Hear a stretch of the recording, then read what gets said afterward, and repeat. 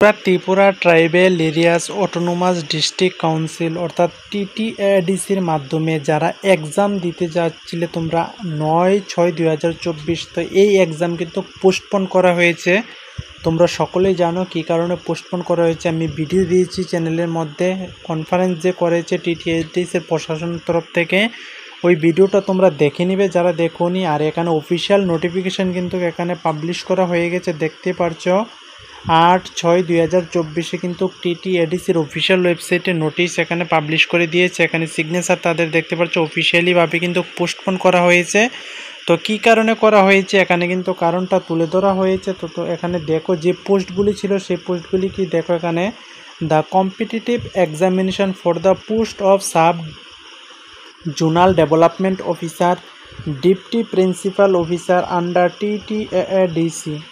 তো এখানে বলা হয়েছে টিটিএডিসির মাধ্যমে সাব জোনাল ডেভেলপমেন্ট অফিসার এবং ডিপটি প্রিন্সিপাল অফিসার যে টিটিএডিসির মাধ্যমে রিক্রুটমেন্ট হতে যাচ্ছিল, সেই এক্সামটা ৯/৬/২০২৪ সালে হওয়ার কথা ছিল দুপুর ১২:৩০ থেকে ২:৩০-এর মধ্যে।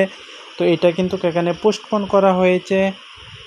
HRS is hereby postpone due to, ঠিক আছে, তাদের যে প্রশাসনিক কারণটা রয়েছে এখানে কিন্তু বলা হয়েছে, দেখতে পাচ্ছ যে পোস্টপোন করা হয়েছে।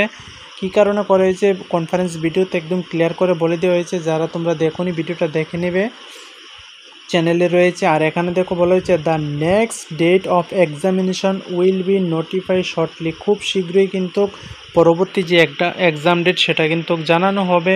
আর এখানে তোমাদেরকে বলা হয়েছে রোল নম্বর যেগুলি রয়েছে এবং ভেনিউ ডেট সেগুলি কিন্তু তোমরা তোমাদের এডমিট কার্ডটা রেখে দিবে, এখানে কিছু চেঞ্জ করা হবে না, ঠিক আছে। তো কবে হবে তোমাদের এক্সাম তার নোটিশ খুব শীঘ্রই টিটিএডিসির অফিসিয়াল ওয়েবসাইটে দেওয়া হবে।